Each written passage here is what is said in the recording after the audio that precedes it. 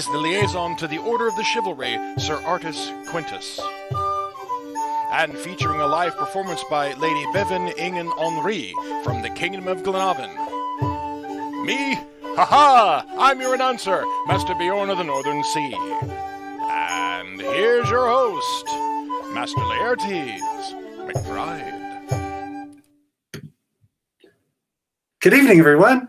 I always have to look down to make sure I unmuted myself because I'm so bad about that. Hope you're having a good February. Oh my gosh, it's already February 1st. I've already burned off a month of 2021 and it's been crazy already. I don't have much to say. I understand we may be having a royal court coming up in a month or two, so I'm sure there'll be an announcement coming out on that. And that's pretty much all I got. Let's go ahead and bring Bjorn in here because I need to follow up with something from last week. And I really only think Bjorn could help me. So, hey, Bjorn. Hey, we don't need that. Make that go away. Come on. Hi, Bjorn. Hello, sir. How are you doing? I'm okay. So, yeah. So last week when I was talking to Mistress Mary as the secretary to the Order of the Pelican, I just kind of offhanded mentioned that it was her term in the barrel. And what I meant was, like the fish in the barrel, because he was shooting fish in the barrel because, we'd have the pelicans, we have the laurels on and the pelicans. And of course, this weekend we have the chivalry. Well, it was pointed out to me that perhaps her turn in the barrel didn't mean what I thought it would mean. And so I was wondering if you could explain to me what it could mean to others in a family-friendly way. In a family-friendly way. Of course. So you do realize that of all the years that I've done Bardic, I'm primarily a blue bard. Like I don't do family stuff often. So okay. You're asking me to go outside of my comfort zone and talk about it. Okay, I will do this. So what it could also mean is that it is an individual's unfortunate happenstance that they will be required to perform several repetitive and menial tasks to their detriment, and it's just no fun. But they're in a barrel when they do it, right? Yes. Okay. So they also are pretty much helpless at that particular moment and will have to do those items however often is required. Ah, okay. Well, I think you said a mouthful. That's fine.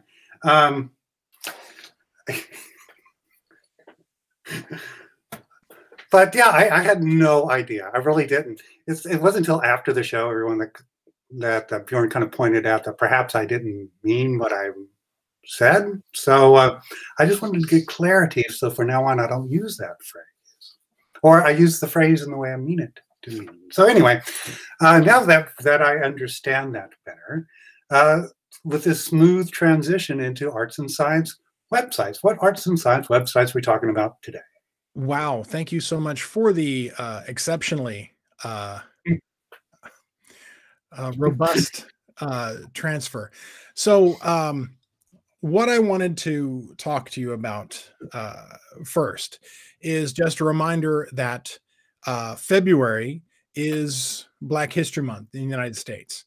And as such, I'm going to do my best during the course of this month to highlight facets of people of color within the society, because it is it's a portion of our community that is not always as well served. We do occasionally get the folks that say that Europe was almost exclusively Caucasian or that kind of place, which is just simply not true.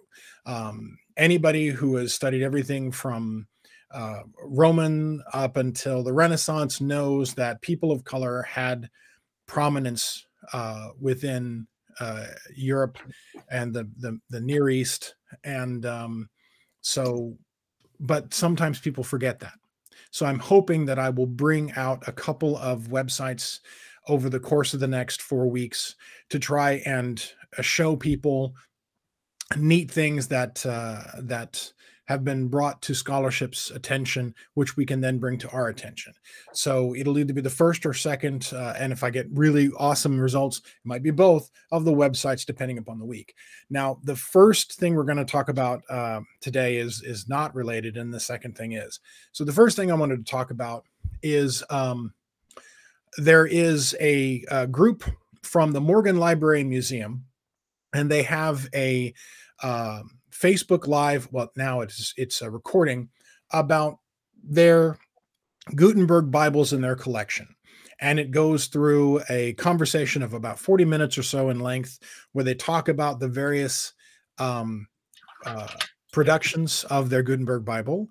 For those of you playing at home, the incunabulum is any printed book before the year 1500 CE. And so these are very precious. Those documents that were printed so early on in the history of printing from movable type are indeed precious. And when they talk about a collection where they would have more than one to view and talk about, is rare indeed, and it is an excellent find.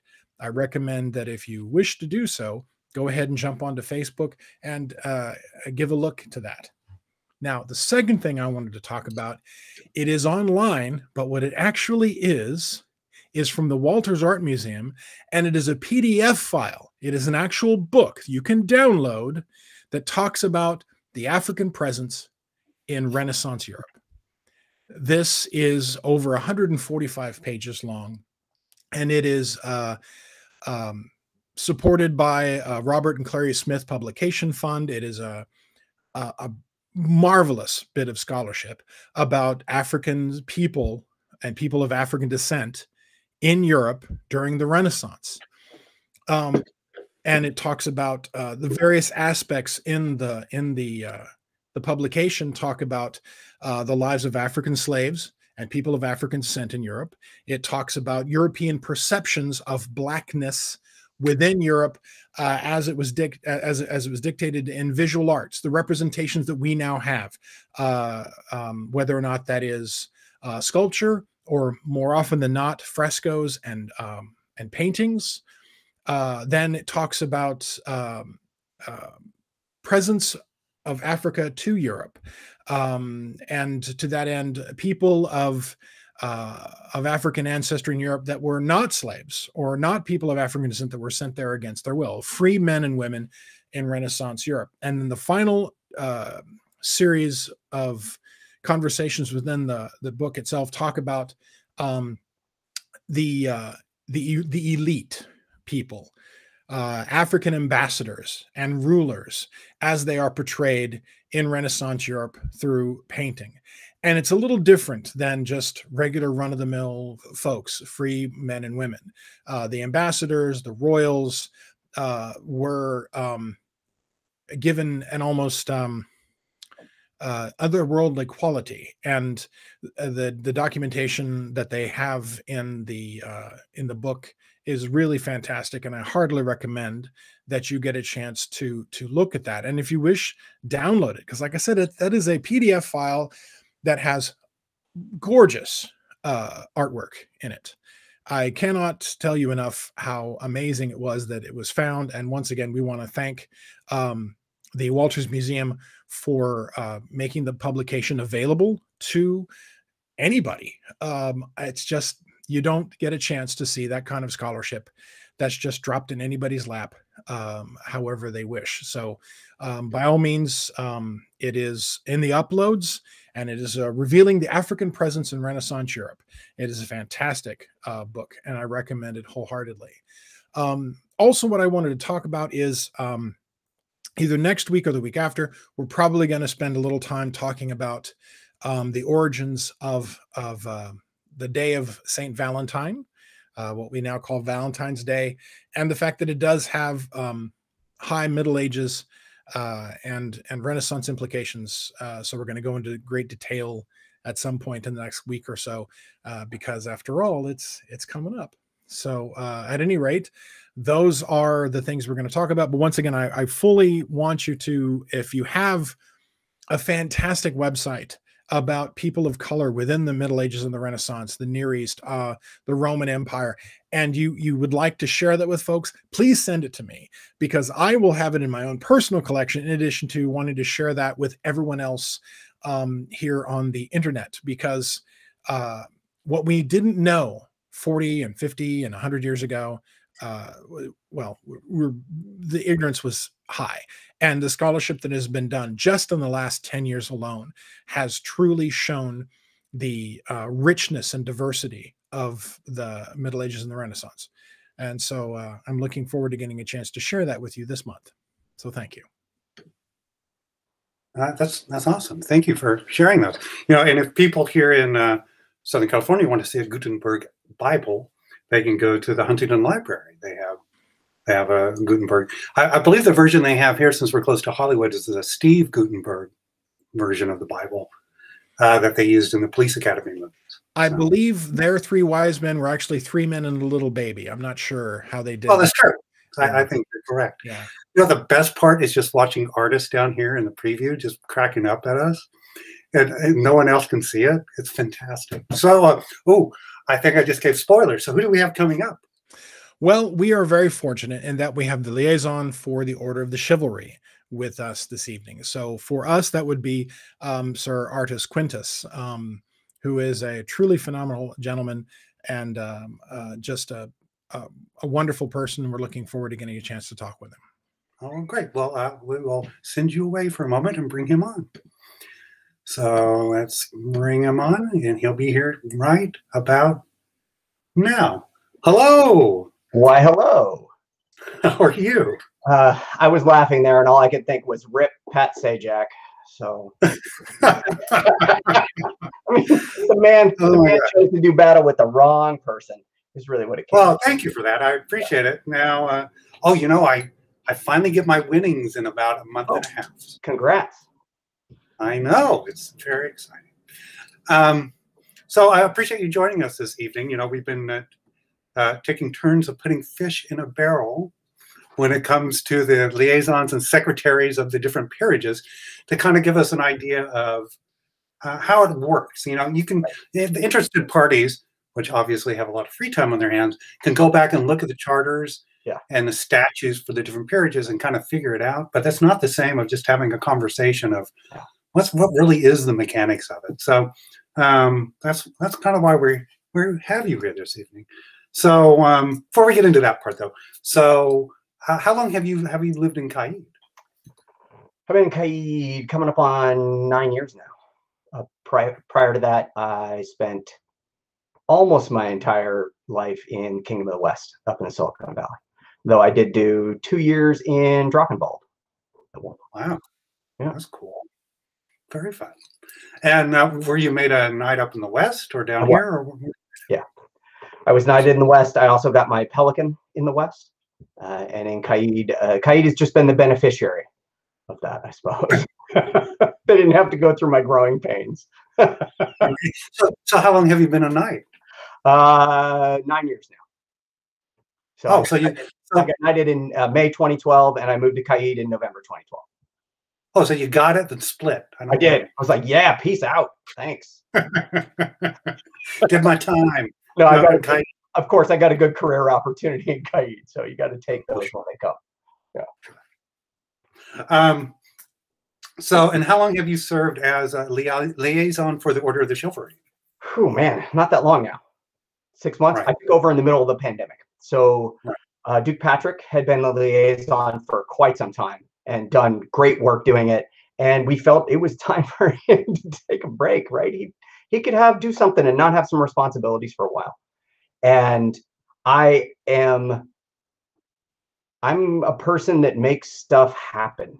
So of course, a few of my fellow chivalry came to me and said, hey, we think you'd be great to take over from Patrick. And I was like, yeah, I could do that. I could do it.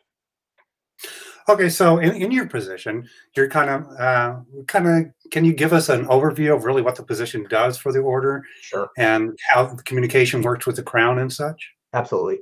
A huge amount of it is administrative, right? It's my job to make sure that the councils get put together when the king and the crown need them, that notes get taken correctly, that all of the data gets tracked that we need, that it's kept in a secure place because we want all the conversations to be confidential in council, and that we close that communication loop where necessary and make sure that everything's being talked about. I receive any correspondence that's sent to the Order of Chivalry about whatever it happens to be, and the first real order of business that we do in every meeting. I got my notes up because it's been a while since I was at a meeting. And the first real order of business that we do after we've reviewed the agenda is we look at the correspondence. So it's one of the very first things that we do when we start one.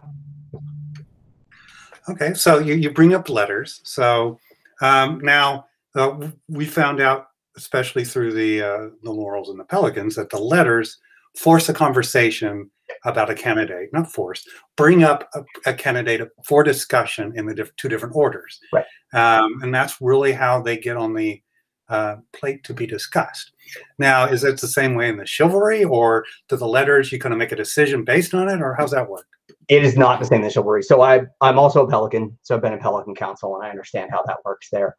In the Knights Council, we maintain a couple of lists. We maintain a watch list.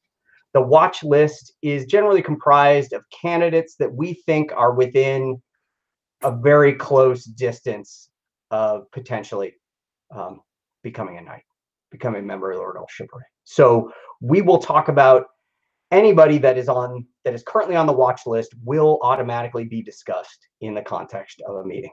And after that, we have a discussion list. So the discussion list is those up-and-comers, those people who are doing really well in the way that they fight. And we talk about whether or not they're what we consider close enough to then move up to the watch list, where they become a much more active and vigorous conversation in the context of a meeting. And the letters are taken into consideration if there's any letters written for any of those candidates, and we cover them first. So even if it was a candidate or a person that we might not even have on our lists, maybe after that letter, they will be on one of our lists, and we'll consider adding them at that point. Okay, so now one of the things we learned talking to the other two orders was they take a secret poll, it's closed, and they write it down, and then there's 2 weeks afterwards for absentee votes to come in, and that's when the final tally is done. Is the Chivalry the same way? It's similar. We do allow absentee voting. If you've met the attendance requirements since the previous crown, then you're entitled to vote. Most people that are voting absentee, I would say, have contributed their votes long before council actually happens. We request it that way. We say, hey, get your votes in ahead of time. Since you're not going to be part of the conversation at council, you should have had your mind made up one way or the other anyway. So let us know what you think. And then when we take the votes in council, they're voice votes. And usually we're all sitting in the same room. So everybody looks at everybody and says yay or nay on whatever happens to be. And then we tabulate the absentee votes as well at the same time. So if we were talking about whatever the candidate's name happened to be, let's call him Sir Artus, because that's easy, because then I'm not potentially making up somebody else. Lord Artus, if we were talking about him, then we would take the vote, and then we would look and say that the absentee vote said, 1 yay, 12 nay, and 3 abstains, right? And then those would be added to the total, and then would contribute to whether or not we recommend for elevation to the crown. Now, is there a threshold of yays over nays that it has to cross? Is it 50%, or is it more than that? What is it? It's 2/3. So we need a 2/3 yay to recommend elevation. And Caid law and custom says that the crown won't elevate anyone that hasn't at least received that recommendation from the council. Right. And oh gosh, I had a great question and it just left my head. So one of the other things, now, since you sit in both the Pelican and the Chivalry councils, the fact that they kind of do the absentee votes after the fact versus in the Chivalry it's before, I think, since I did another one, it really is for the martial field. They really are more present and visible to the people of the order, as opposed to service and arts and stuff may be happening not so much in front of everyone, and you need that extra information from the order to really get a well-rounded view on the candidate. Would you find that would come to kind of as true on why it's that way? I would say that's accurate. When you look at any one of the orders, if we look at it in the context of the chivalric virtues, prowess is the most important thing, right? That's the first thing you have to consider if you're going to consider somebody for elevation to whatever the order is. And in the context of the chivalry, the prowess is visible and obvious and restricted to our martial art. Whereas in the context of the laurels or the pelicans in particular, that prowess could be expressed in so many different ways, and it can take some more conversations, some more information in order to get to an understanding on what that prowess looks like for that particular person. And while I haven't obviously sat on the order of defense, the council for the order of defense, I would imagine it is similar to the chivalry in some ways, in that what happens on the field is the first thing that we have to look at. It's not the only thing. It's the first thing that we have to look at, because that's where the prowess happens. Right. I mean, I'm sure it's very much like the chivalry meetings. We just use bigger words. You probably make better puns. That'd be my guess. But so there was a question up, and I'll kind of rephrase it a little bit. So you talk about, you have the candidate list, and you have the watch list, and you have the other. You have two lists. So do you ever go through and kind of go, oh, a year ago this person was looking like they might be on the right track, but now they've went away, and you purge or review, or you go up and down on different people that are listed? Yep, we absolutely do. So usually it's people go away because life happens, right? Something's going on. They got a career, the family changes, whatever happens to be, and they haven't been able to participate as much. And so usually it's we take a vote, remove without prejudice, right? They're not active now. And a lot of times that's volunteered by their knight themselves, who stands up and says, hey, listen, my squire can't play so much right now because he's got other priorities. And we all think that's a great thing when people are setting the right priorities in their life. And then we just remove them, and we're totally open to add somebody back. Anybody can be added to the discussion list with just a motion and a second. And then we can move people, and then they'll spend essentially one meeting cycle on the discussion list, and then they could be moved to the watch list further on. So if somebody has been away for a while and they come back and they're hitting the field like gangbusters and doing all those nightly things that we expect, they can be back on the watch list pretty quickly. Right. So I have a couple more questions, and I'll turn it over to Bjorn.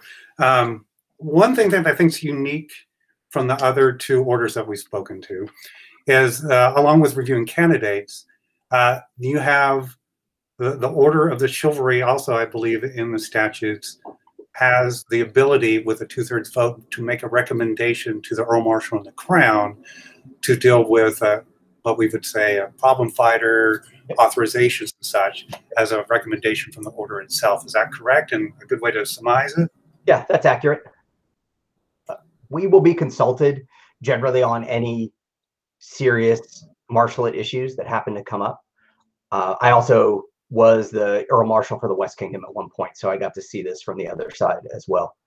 And it's an important part of the conversation, since the knights should be leading in what is the proper behavior on the field, what calibration looks like, what good fighting looks like. We should be looking, we should be held up to that standard. We should be held to that standard and higher than that.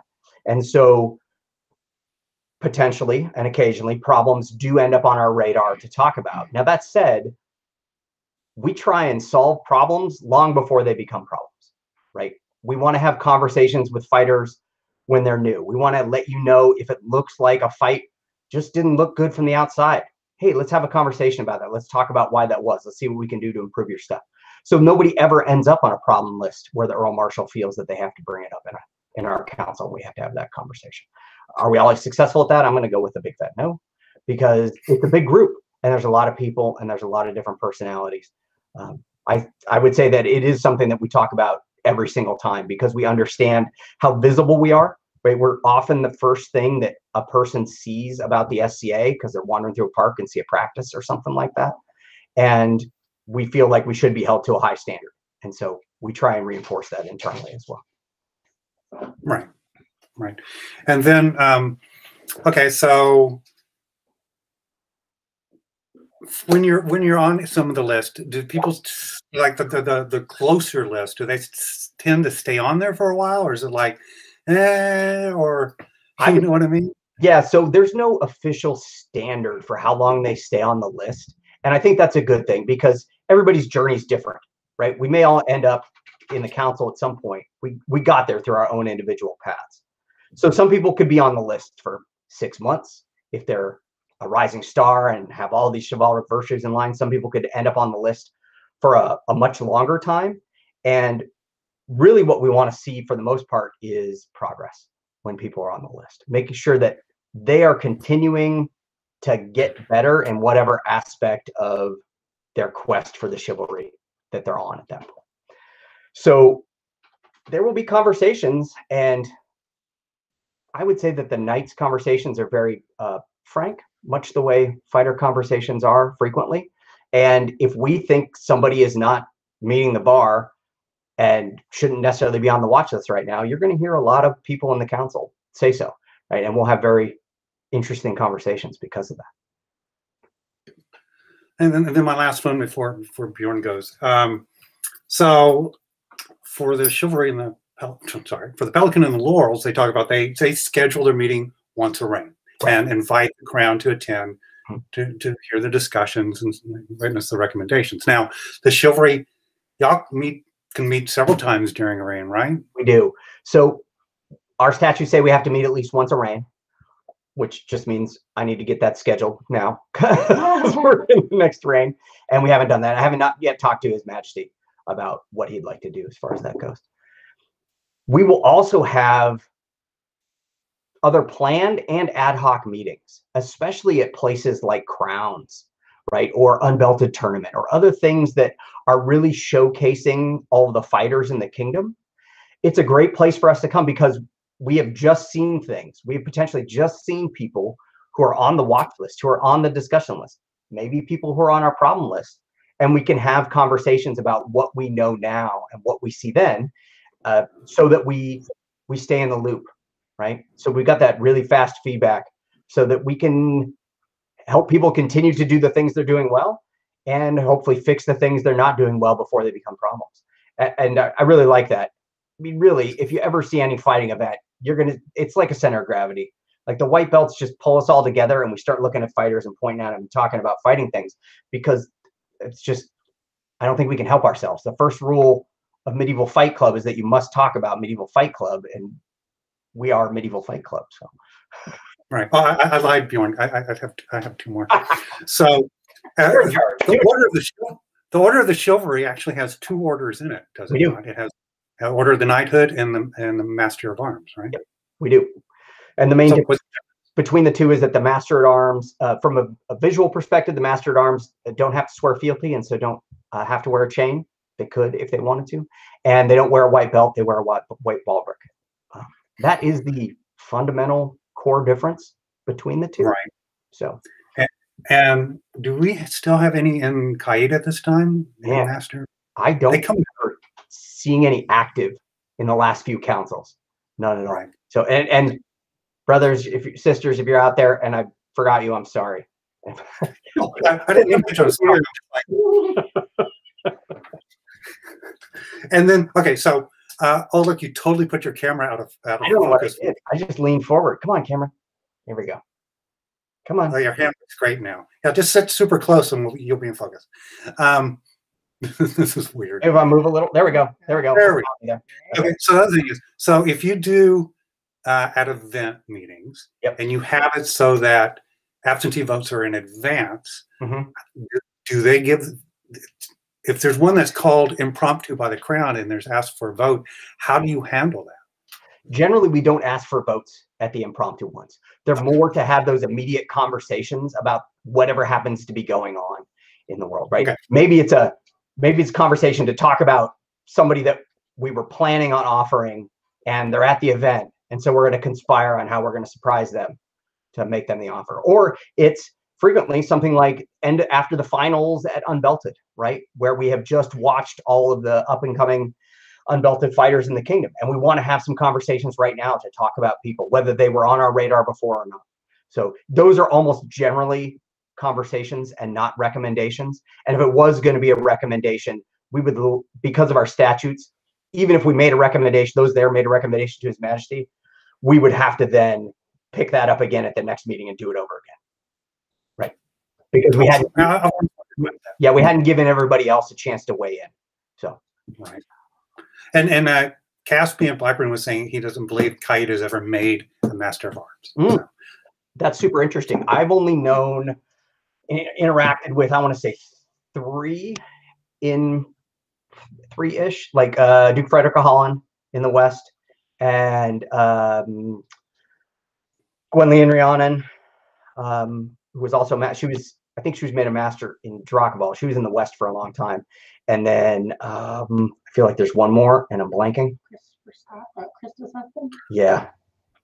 My wife's trying to remind me who it is. I'm sure you'll get a nasty email later. I'm sure I will. He'll let me know on Facebook, like brain farts. Yeah. Well, if I haven't used up all the questions at this point, Bjorn will come in. So be prepared for better questions, and I'll be back. Yep.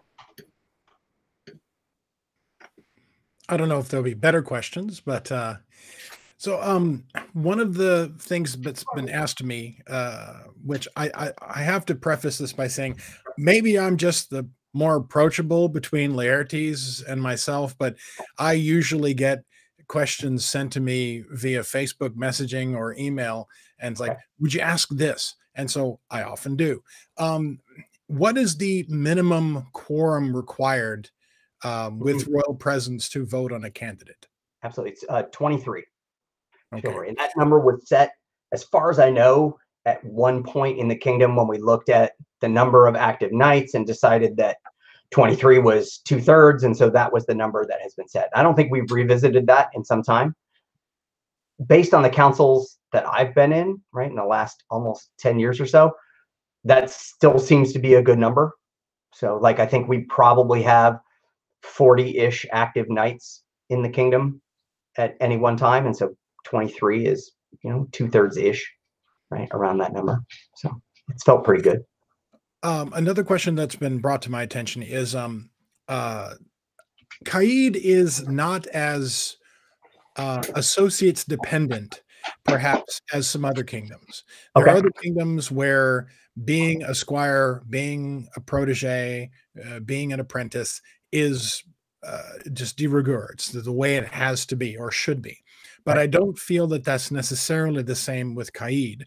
If you have someone that you're looking at within the chivalry, and they don't have either they don't have a relationship with a knight here, for example, they're squired elsewhere, or they are not a squire to someone, how do you determine who speaks for them in council? Absolutely. So whenever we decide to add somebody to the watch list in council, whatever member of the chivalry brings that up, we vote on it. We say, okay, who's going to be their sponsor? So the number one sponsor for anybody who's a squire in any sort of student-teacher relationship, right, it's going to be their teacher, should be one of their sponsors. In addition, there can be other knights who are, for whatever reason, in a close relationship with that particular aspirant and can then say sponsor them. And then the sponsor's requirement is the same requirement that you would have if you had a knight squire relationship, is you are signing up to take feedback that comes out of Knights Council and from your fellow members of the Order of Chivalry, and make sure that gets relayed to the candidate in a way that they can use that to learn how to grow. So even though you might not have an actual knight, and I've known a number of people over the years who've gotten knighted, without being squired. And while it is not, it doesn't eliminate you from the ability to ascend to the council. I will say that it can make it more difficult because you don't necessarily have a invested, dedicated voice speaking for you and advocating for you. So it can be a tougher row to hoe if you're not squire. Thank you. One of the other, because of the martial arts being what they are, because of the defense being the way it is, because the Order of the Chivalry being the way that they are, there are certain requirements that are just, they are or they are not. While you could say that service is subjective, art certainly is thought of as a subjective topic. But with fighting, you either are able to best your opponent or you are not. Right. And to that end, one weird, I almost want to say it's like it's an equation that I hear that was once again brought to my attention and I was like, oh yeah, I have heard that, is this saying, and by all means, please put it to rest if this is not true. Sure. But the phrase is, you can be looked at and be thought of well within the circle if you can be 50% of the nights, 50% of the time. I don't know what the veracity is to that, but I've heard it more than once. Can you comment on that? Yeah, absolutely. So I've used a metric and talked about a metric similar to that myself over the years. A lot of times the way I frame it is that when I'm looking at a candidate, right, we're talking about somebody and there's heated debate. And we all know that there are some people who stand out immediately, right, on one end of the spectrum, the other, right? And it's those people that are in the gray zone where we have these debates. And one of the metrics I like to use is, could they beat me 50% of the time on the day I was knighted, right? Not now, right? Hopefully I'm better now than when I was knighted. And certainly that's an appropriate standard in my mind to think about when you're talking about those of our order who have reigned, right? When they're counts or dukes, right? That is a next level thing, right? That's a level above. If we were to just roughly say that knights were the top 10% of fighters in the SCA, right? Then those people that have reigned once or more are less than the top 1%, right, in prowess. As a rough metric, right? I don't have any actual numbers. It's kind of how I frame it in my head. So if I look at somebody and I'm thinking, yeah, when I got knighted, that guy would be whooping me. It's possible, very possible at that point that, yeah, they're going to get my yay in council when their name comes up, if they're possessed of the other knightly virtues at that point.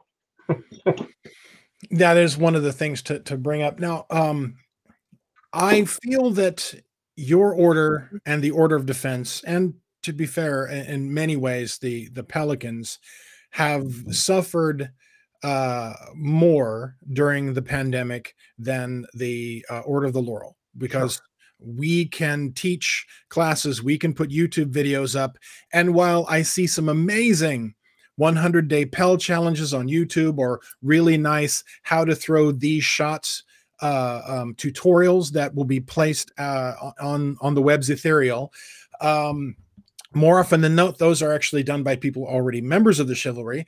Right. So it's not as easy necessarily for someone who is seeking the path to Chivalry or Pelicans or the Masters of Defense, Mistress of Defense, to be looked upon during this time. During the times of the pandemic, during the plague, how are you able to keep eyes on folks that you were looking at before? Is this just kind of a holding pattern? What's happening right now? Yeah, we haven't talked about this really as a council. In general, though, I'm in a holding pattern looking at people, right? I can't really realistically judge someone's prowess from the way that they train, right? Whether it's hitting the Pell or teaching a class, it's going to give me some level. I need to measure that against their actual skill at arms on the field. So that's unfortunately just has to wait till we're done. And it's just as frustrating for me as it is for everybody that I know was on the path when they were coming up. I want to fight. I want to train. It's been almost a year now since I've been in harness, and that's really difficult. I did 100 days of hitting the Pell when everything started out. I've done my best to keep my physical fitness going without that activity that comes at the end, that ability to hang out with those people that I spar with, to train fighters of whatever their skill level are, which is a thing that I really enjoy doing. It is admittedly hard to keep focused and motivated on the fighting aspect. So for me, myself right now, I'm just going to have to judge everybody when we come back at the bar that they're at, right? We're just going to, in my mind, we're going to have to reset expectations for where they were. I don't think it's going to be fair to talk about somebody who was really hot as guaranteed to be really hot right when they come back from the pandemic. And it's going to be a hard conversation.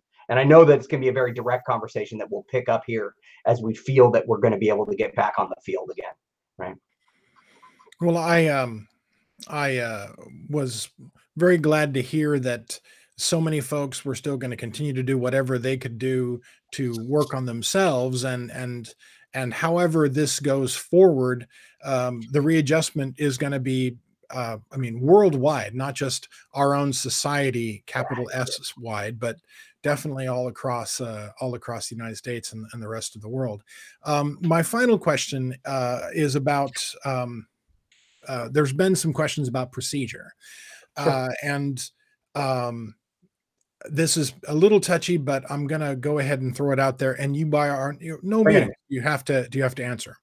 But are there ever instances where members of your order wish to remove someone from your order? Is there ever a call to someone said in our comments about being dechained or spurred? That's not really the devolution is not necessarily called that, but because the chivalry is the thing most people first see when they come to a fighter practice or an event, it's certainly one of the loudest things, even over a herald calling lists or a performer like me singing. Hitting a perfectly curved shield with a piece of rattan can be heard all the way across a park. So because you might be in some instances the most visible aspect of our game, sometimes the chivalry is placed on kind of a, not necessarily a pedestal, but when something happens, is that ever brought up, or do you allow things at the society to do whatever they're going to do? How does that work for you here in Caid? Sure. We will absolutely have conversations amongst ourselves and officially in council if it's warranted. We don't have the ability to remove anyone from the chivalry. At that point, that discretion lies solely with the bod. If we felt at a time that was something that was necessary for whatever the reasons happen to be, we could make that recommendation, likely in conjunction with their majesties, if that was the case. And I do know of a few times in my time in the SCA, Bjorn, you've been in a long time, a little longer than me. I've been in 32 years now, I think, something like that, 33. Math's hard sometimes. And I've seen it happen a few times. I've seen it happen to some members of the other orders as well, though the chivalry tends to be, as you said, one of the most visible orders. And I think that I personally hold myself to a higher standard because of that visibility. And I hold all of my fellow chivalry to a higher standard. And I will call them on that, hopefully, so that behavior can be corrected before it warrants something like hacking off their spurs and shame and degradation. Degradation, as some oaths say. I've only had a couple of glasses of wine tonight. I don't know why I can't speak. Well, you know, a couple glasses on a Monday, that's light for all of us. I mean, I'm only half your size, right? That's you are so kind. I appreciate that. That's a very nice thing of you to say. But I just wanted to say thank you very much for because that I even hemmed and hawed. I'm normally not tongue-tied, but it's a very difficult question to ask. And I appreciate that. And I've made my own recommendations as my individual self in the past when I have seen behavior that I thought was beyond the pale. And thankfully, it's few and far between. The thing is regardless of who that person was when they were admitted to the Order of Chivalry, you don't know what's going to happen to them after that. And sometimes we have to reckon with that. Well, thank you. I do appreciate it very much. And your candor is, of course, your honors without question, Artus. It always has been to me. And so I wanted to thank you for basically laying that out, because it is more and more now we find that we're needing to take a look at what things are going on in our society, and that we continue to uphold the concepts and notions of honor and courtesy amongst everyone at all times. So thank you for that. I appreciate it. You're welcome. Unfortunately, I'm back now. So I will say that the chivalry is open to letters We are. not only about candidates, but about if you have concerns or feedback, to send it, and it does get distributed out to the order. I may or may not have done that over the years, but yeah, we absolutely anyway. want to hear about everything, right? If you have something, if you have a concern or somebody that you feel is worthy, then we want to hear about that. Right. All right. So now we're going to go to the part where I enjoy the most, which is we play a little trivia game with our guests. So, Bjorn, what is the name of the trivia game for this week? The name for the game tonight is One Night Stands. I figured we hit a topic you're familiar with. I mean, it's so what this is about. You know, they give out knighthoods in the modern era too, right? So I'm going to be listing off of people you may have heard of, and you get to tell me whether or not they have a knighthood bestowed upon them in the British Empire. Alrighty, so we'll start easy. Elton John. Oh, yeah. Is he a knight? Sir Elton. You're correct. Patrick Stewart. Yes. David Bowie. Yes. Nope, he actually refused it because he told Her Majesty that it wasn't a life goal of his. So that sounds Bowie-like. Right. So you're doing good. That's still two. How about Michael Caine? Michael Caine. Is he an OBE? I'm going to say yes. Michael You Caine. are correct. Yeah. He is. How about John Cleese? Ooh, I'm going to say no. I don't think John Cleese is. You are correct. He was asked and said it was too silly of an honor for him and that he lives a lifestyle that it wouldn't be appropriate. Accurate. Barry Gibb. Oh, man. I'm going to say no. No, he is, because he's from Australia, so it falls under the crown. Got me. That's good. Nice. Oh, see, we're learning something. Yeah, I like learning. And you can take these to the next chivalry meeting and ask them. That's exactly what we're going to talk about. I figured. Mick Jagger. Mick Jagger. Man, I feel like he's been around since the Middle Ages, so I'm going to say yes. Yes, but Her Majesty refused to knight him because of his anti-establishment viewpoint. So her son did it.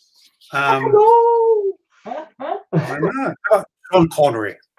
Sean Connery. Man. I'm going to say no. I don't think Sean Connery got one. He is, but they only did it when he was 90 because of his views on Scotland. So he was such a vocal critic that they waited till he was 90 to give it to him. Okay, last one. Okay. Rudyard Kipling. Rudyard Kipling.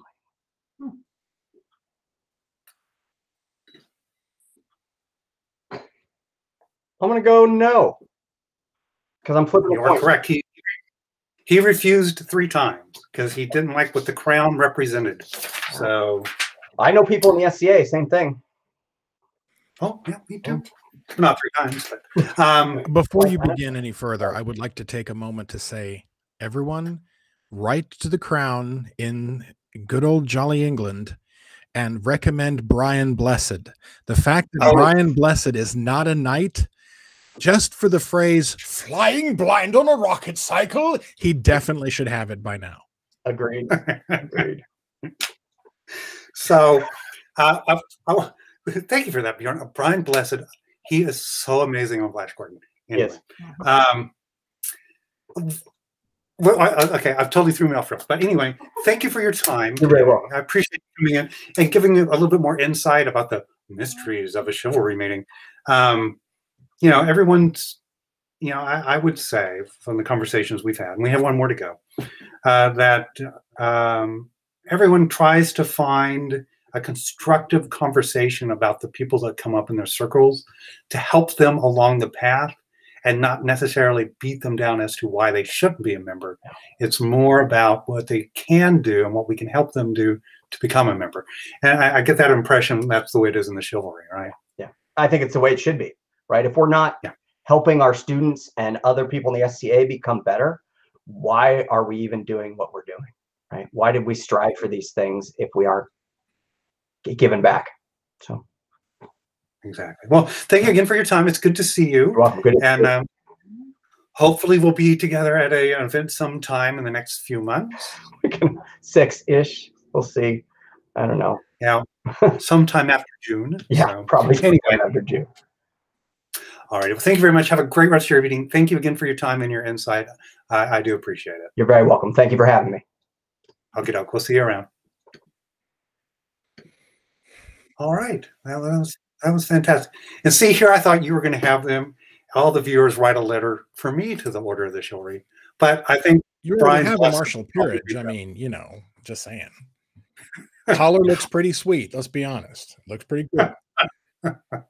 Well, we have a guest out all the way in Gleann who's patiently been waiting. So who do we have coming up next? We have second Gleann in a row. I'm very excited. Lady Bébinn Anraí is joining us, and very, very excited to have her with us. So I'm just gonna shut up and let her come on. Well, what a great flowery introduction. So just a moment.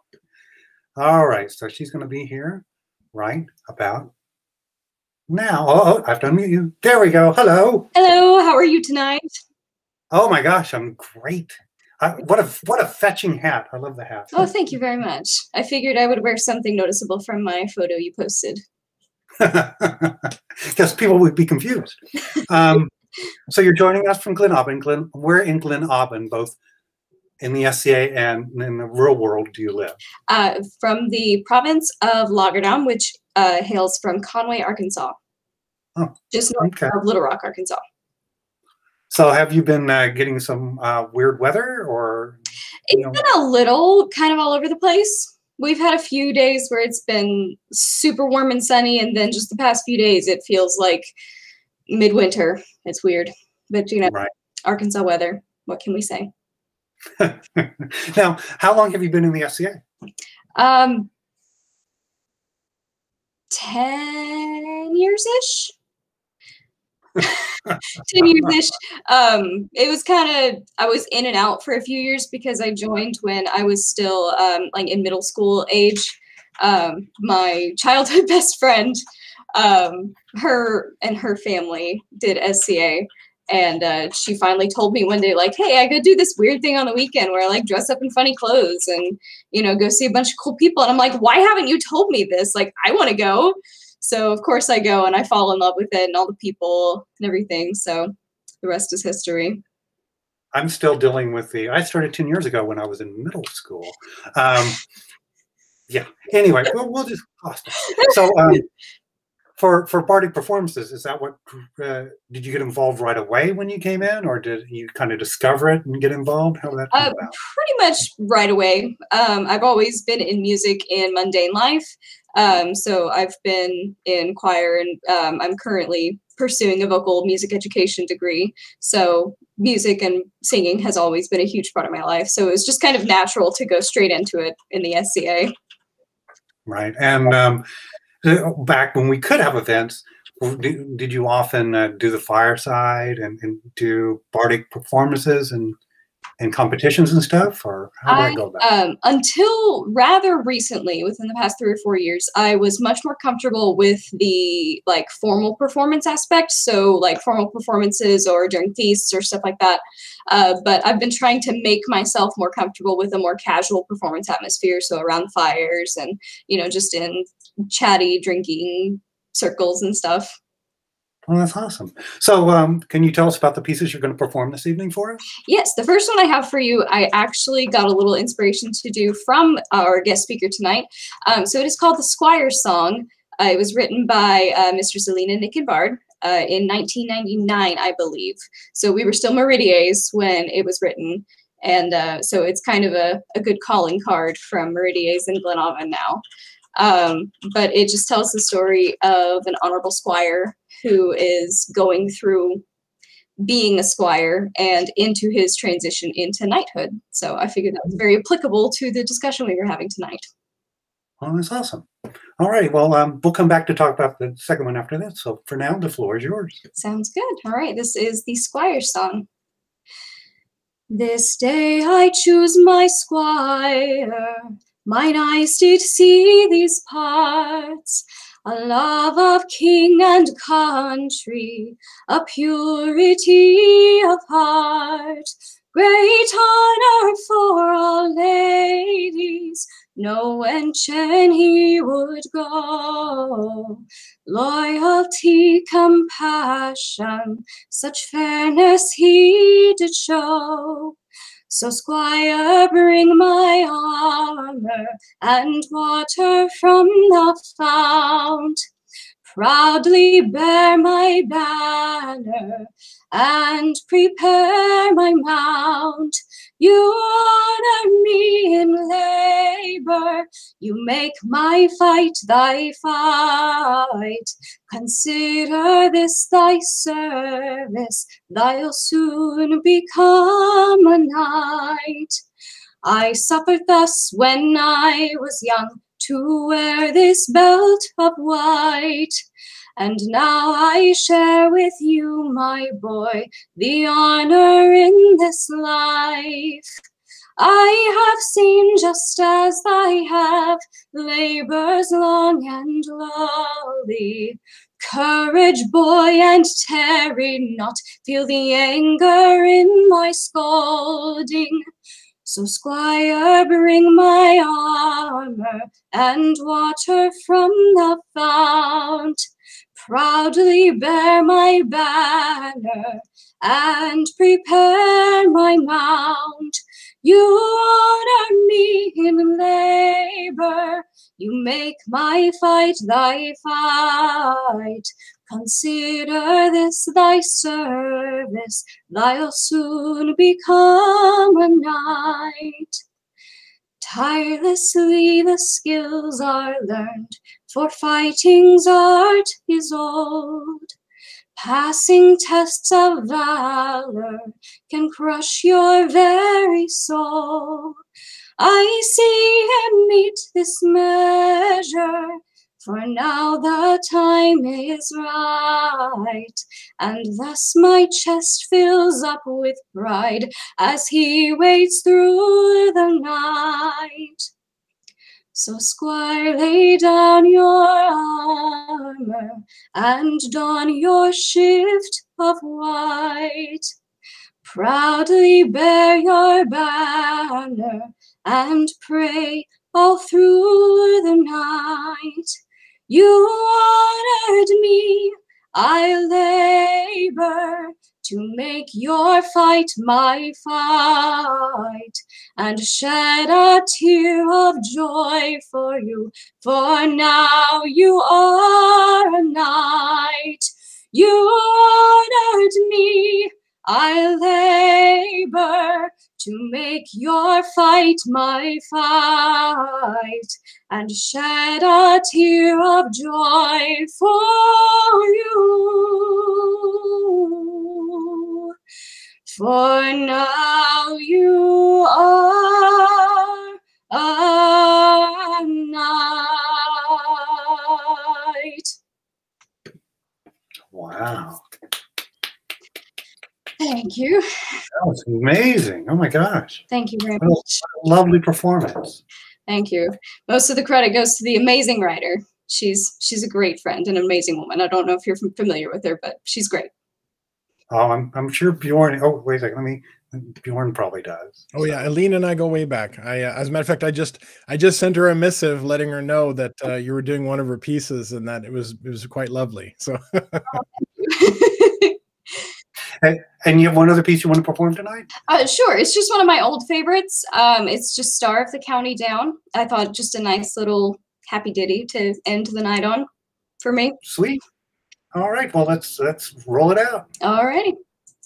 Near Bainbridge town in the county down, one morning in July, down a boring green came a sweet colleen, and she smiled as she passed him by.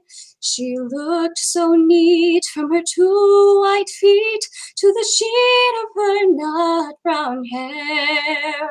Such a coaxing elf, he to shake himself to make sure he was standing there. From Bantry Bay up to Derry Quay, from Galway to Dublin town, no maid he'd seen like the sweet Colleen that he met in the county down. As she onward sped, he shook his head, and he gazed with a feeling rare. And he said, says I, to a passer-by, was the maid with the nut-brown hair. He smiled with glee, and with pride says he, she's the gem of Ireland's crown. She's young Rosie McCann from the banks of the Bann. She's the star of the county down. From Bantry Bay up to Derry Quay, from Galway to Dublin town, no maid he'd seen like the sweet Colleen that he met in the county down. He travelled a bit, but never was hit since his roving career began. But fair and square he surrendered there to the charms of young Rose McCann. With a heart to let and no tenant yet, did he meet with a shawl or gown. But in she went, and he asked no rent from the star of the county down. From Bantry Bay up to Derry Quay, from Galway to Dublin town, no maid he'd seen like the sweet Colleen that he met in the county down. From Bantry Bay up to Derry Quay, from Galway to Dublin town, no maid he'd seen like the sweet Colleen that he met in the county down.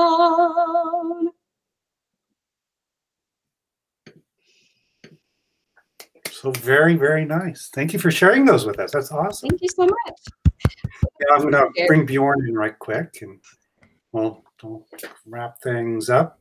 Bjorn? I'm just absolutely gobsmacked. Your voice is magnificent. And thank you so very much for sharing it with us this evening. I appreciate it very much. Thank you very much. I love to reach out, and I love the chance to get to perform again in this atmosphere. Right. You know, performing to a piece of glass. Always the best experience ever, right? Yes, that's it right there.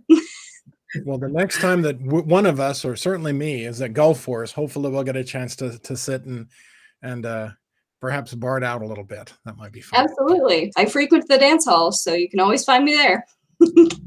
Sounds excellent. Oh, it's lovely to meet you. Thank you for your performances. I will steal a quote from the viewers of "The voice does the credit to the writer." So thank you so much. That was awesome. Enjoy being in Gleann. I shall. Thank you guys so much. Y'all have a great night. You too. Have a great evening, and we'll see you around. All right. Bye-bye.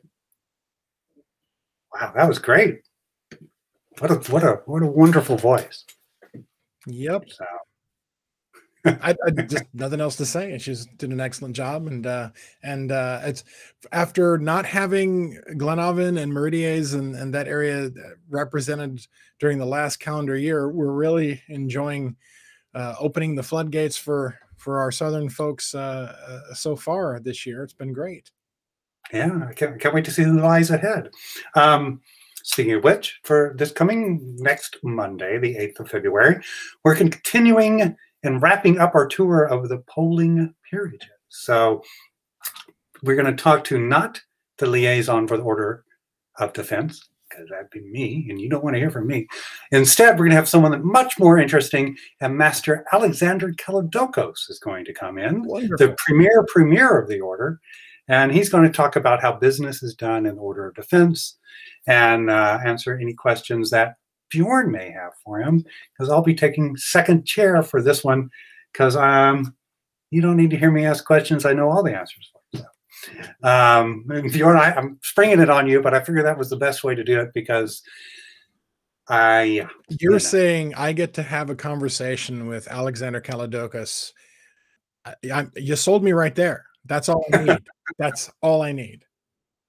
So that's who I have lined up. Do we have a locked-in party performance? We do indeed. And I kind of foreshadowed because we have a bard from Meridies this next week. Not only that, Master Matthias Blackett is, to my knowledge, the only person that's won Bard of Meridies 5 times. As a matter of fact, as I recall, because the way you set it up, you host it for the next person, so you don't get it 2 in a row. But I think he was had it, and then someone else, and then he had it, and then someone else, and then he had it, and then someone else, and then he had it again. So it was sort of the equivalent of a back to back to back to back to back.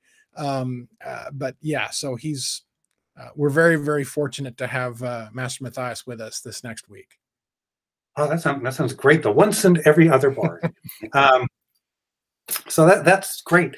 Well, what a great show. And thank you again, Bjorn, for everything. I appreciate it. Good seeing you again, my friend. As you.